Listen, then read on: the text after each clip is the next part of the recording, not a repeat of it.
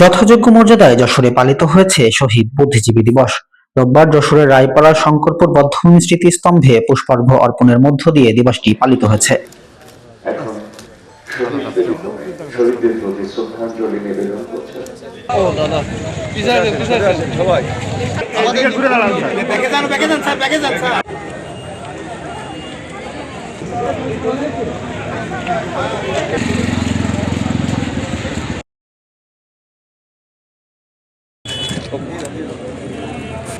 এদিন সকাল 8:30টায় শহীদদের স্মরণে জেলা প্রশাসন, পুলিশ প্রশাসন, বিভিন্ন রাজনৈতিক দল, শিক্ষা প্রতিষ্ঠান, সামাজিক, সাংস্কৃতিক ও পেশাজীবী সংগঠনের নেতাকর্মীরা বধ্যভূমিতে ফুল দিয়ে শ্রদ্ধা জানান।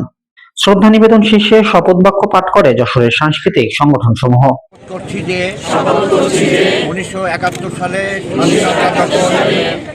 পাকিস্তানি বাহিনী হানাদার ও তাদের জাতিকে মেধাশূন্য করার জন্য। সুবর্ণভূমি ডেস্ক, যশোর।